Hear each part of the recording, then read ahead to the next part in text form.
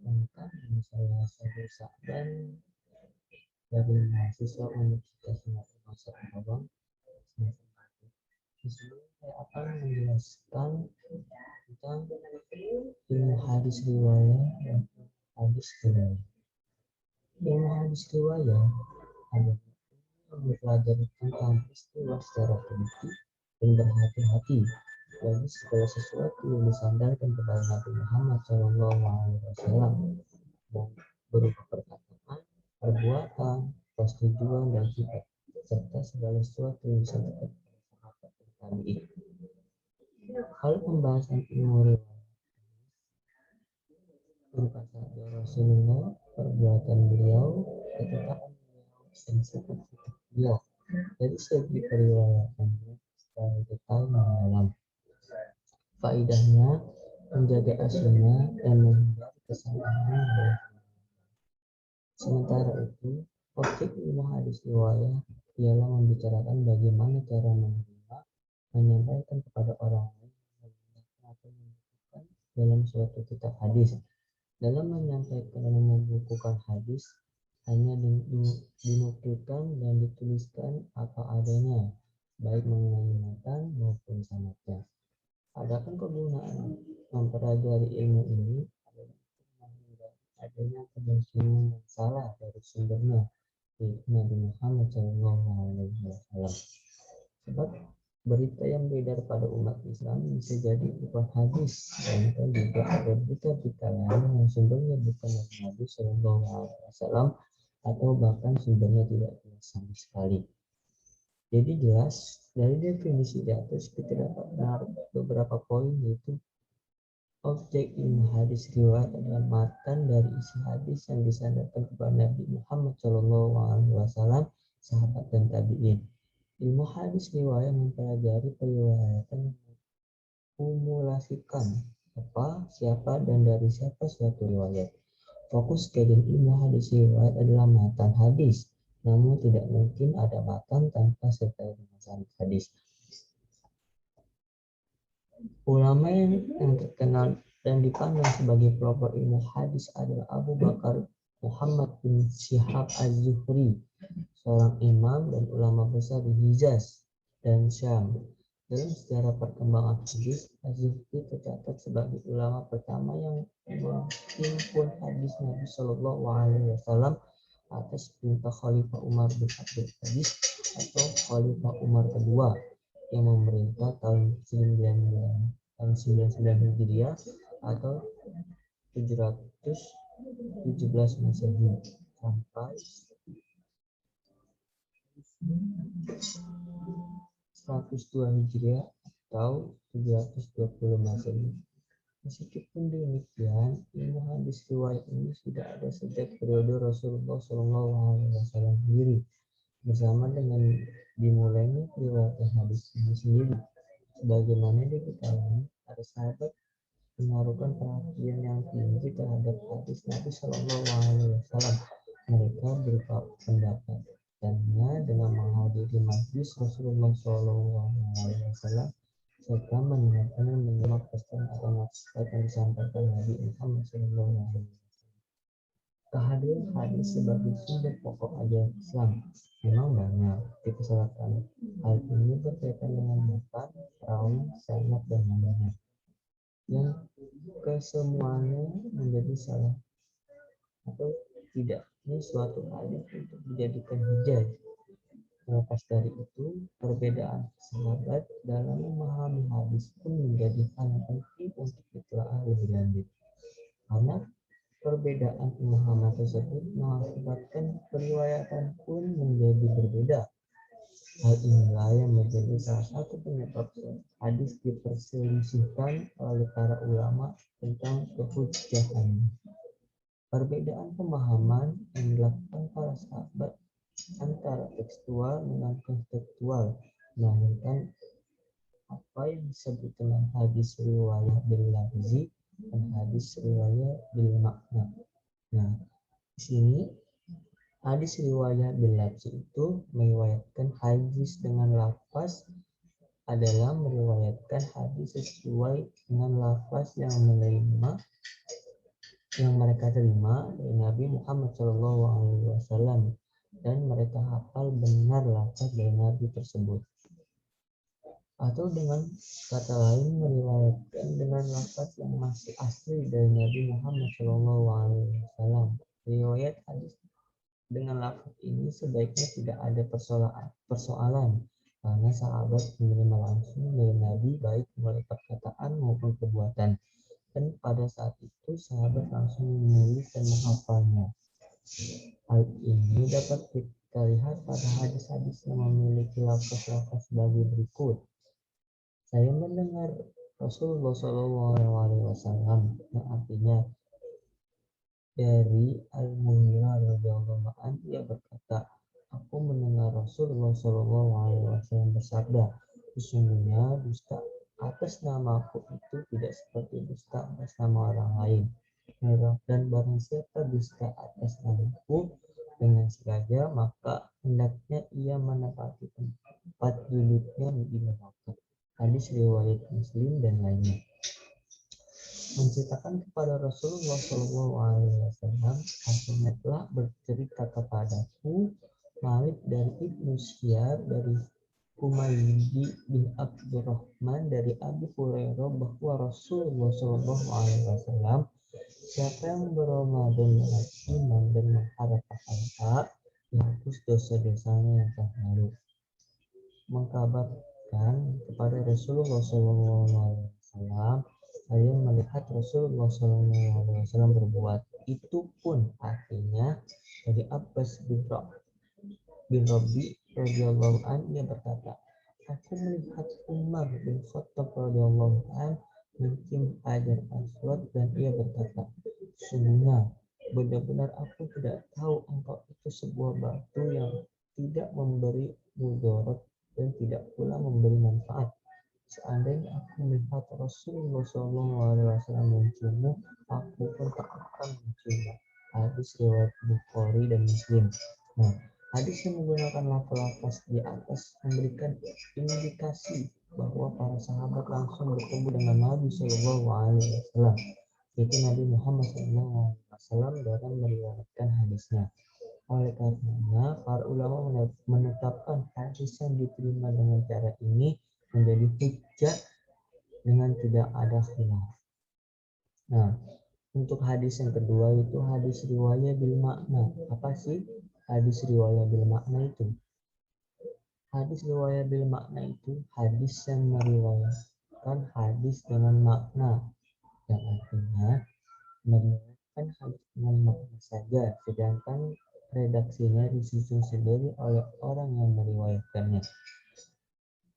Atau dengan kata lain, apa yang diucapkan oleh Rasulullah SAW hanya dipahami maksudnya saja, lalu disampaikan oleh para sahabat dengan lafaz atau susunan redaksi mereka sendiri. Hal ini dikarenakan para sahabat tidak sama daya ingatannya, ada yang kuat dan ada pula yang lemah. Di samping itu, kemungkinan masanya sudah lama, sehingga yang masih ingat hanya maksudnya, sementara yang diucapkan Nabi sudah tidak diingatnya. Menukil atau meriwayatkan hadis secara makna ini hanya diperbolehkan ketika hadis-hadis belum terkodifikasi. Adapun hadis-hadis yang sudah terhimpun atau dibukukan dalam kitab-kitab, tentu tidak diperbolehkan merubahnya dengan lafaz atau matan yang lain meskipun maknanya tetap. Adapun contoh dari hadis maknawi adalah sebagai berikut. Artinya, ada seorang wanita yang datang menghadap Nabi SAW yang bermaksud menyerahkan dirinya untuk dikawin kepada beliau. Tiba-tiba ada seseorang laki-laki berkata, ya Rasulullah, nikahilah wanita tersebut kepadaku. Sedangkan laki-laki tersebut tidak memiliki sesuatu untuk dijadikan sebagai maharnya selain dihafal sebagai dia ayat-ayat Al-Quran. Maka Nabi Muhammad SAW berkata kepada laki-laki tersebut, aku nikahkan engkau kepada wanita tersebut dengan mahar atau mas kawin berupa mengajarkan ayat Al-Quran dalam satu riwayat disebutkan, aku kawinkan engkau kepada wanita tersebut dengan mahar berupa mengajarkan ayat-ayat Al-Quran. Dalam riwayat lain disebutkan pula, aku kawinkan engkau kepada wanita tersebut atas dasar mahar berupa mengajarkan ayat-ayat Al-Quran. Dan ada pula yang meriwayatkan lainnya disebutkan, aku jadikan wanita tersebut milik engkau dengan mahar berupa mengajarkan ayat-ayat Al-Quran. Nah, secara lebih terperinci akan dikatakan bahwa meriwayatkan hadis dengan makna itu sebagai berikut. Tidak diperbolehkan pendapat segolongan ahli hadis, ahli fikih, dan usuluddin. Diperbolehkan dengan syarat yang diriwayatkan itu bukan hadis marfu. Nah, diperbolehkan baik hadis itu marfu atau bukan asal diyakini bahwa itu tidak menyalahi lafaz yang didengar. Dalam arti pengertian dan maksud hadis itu dapat mencakup dan tidak menyalahi. Diperbolehkan bagi para perawi yang tidak ingat di lafaz asli yang ia dengar. Kalau masih ingat maka tidak diperbolehkan menggantinya. Ada pendapat yang mengatakan bahwa hadis itu yang terpenting adalah isi, makna kandung dan pengertiannya. Masalah lafaz tidak jadi persoalan jika diperbolehkan mengganti lafaz dengan muadifnya. Jika hadis itu tidak mengenai masalah ibadah atau yang diibadati, umpamanya hadis mengenai ilmu dan sebagainya, maka diperbolehkan mengatakan hanya pada periode sahabat dan bukan hadis yang sudah didewakan atau dibukukan dan tidak pada lafaz yang diibadati, umpamanya tentang kata syahud dan kunut. Nah, itulah maka pengertian definisi dari hadis riwayat yang saya tahu. Jadi intinya dari hadis riwayat ini itu ialah hadis yang merujuk kepada Nabi Muhammad SAW, baik berupa perkataan, perbuatan, sifat beliau, kerjaan beliau, dan lain-lain. Nah, di dalam hadis riwayat ini terdapat dua, yaitu hadis riwayat bil lafzi yang tadi saya jelaskan yang pertama, dan yang kedua hadis riwayat bil makna, itu tadi saya jelaskan yang kedua. Sekarang kita masuk ke pengertian ilmu hadis riwayat. Menurut Imam Asy'uti, ilmu hadis riwayat adalah ilmu yang mempelajari tentang hakikat riwayatan, syarat-syaratnya, macam-macamnya dan hukum-hukumnya, keadaan para perawi, syarat-syarat mereka, macam-macam periwayatan dan hal-hal yang berkaitan dengannya. Disebut dengan juga ilmu mustalah hadis, undang-undang atau kaidah-kaidah untuk mengetahui al-ihwal sanad, matan, cara-cara menerima dan menyampaikan al-hadis, sifat-sifat rawi, dan lain sebagainya. Objek ilmu hadis riwayat ini meneliti kelakuan para rawi dan keadaan merawinya, yaitu sanad dan matanya. Menurut sebagian ulama, yang menjadi objek ialah Rasulullah SAW sendiri dalam kedudukannya sebagai Rasul Allah. Faedahnya atau tujuan ilmu ini untuk menetapkan makbul atau bisa kita sebut itu dapat diterimanya. Tahu mardudnya. Apa mardud? Mardud itu tertolaknya. Nah, suatu hadis dan selanjutnya untuk diamalkan yang makbul dan ditinggalkan yang mardud. Istilah lain yang dipakai oleh ulama al-hadis terhadap ilmu hadis riwayat adalah ilmu usul al-hadis.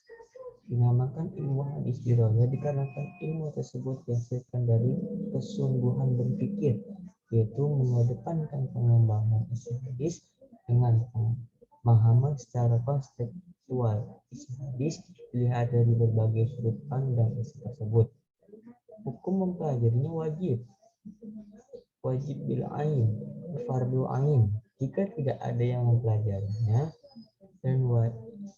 dan fardu kifayah jika ada seseorang yang mempelajari. Jadi mempelajari hadis dirayah ini hukumnya fardu ain apabila di suatu tempat itu tidak ada yang mempelajarinya.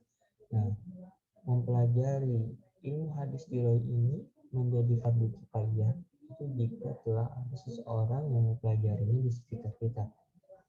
Pendiri ilmu hadis riwayat adalah Al-Qadi Abu Muhammad Al-Hasan bin Abdurrahman bin Khalid rahimahumuzi. Pokok pembahasan ilmu itu dua, yaitu rijal al-sanad dan jarah ta'dil. Dari pembahasan dua ulasan itu menunjukkan bahwa suatu matan hadis dinilai sahih atau hasan atau dhaif. Kata penilaiannya seperti itu bisa disebut mustalah hadis. Nah, di sini saya akan menjelaskan cabang dari hadis riwayat itu ar-rijal as-sanad, rijal sanad. Sering disebut riwayat perawi al-hadis yaitu untaian informasi tentang sosok perawi yang menceritakan matan hadis dari suatu rawi kepada rawi yang lain sampai pada penghujung hadis. Informasi itu menceritakan setiap perawi dari segi kapan dia lahir dan wafatnya, siapa guru-gurunya, kapan tahun belajarnya, siapa murid-murid yang berguru kepadanya, dari daerah mana dia, kedatangan dia ke seorang guru kapan, dan keadaan sehat atau campur aduk katanya, atau ikhtilat, atau dalam periwayatan hadis terdapat ilat atau cacat sebagai perawi atau bagi matan hadis, dan begitulah seterusnya.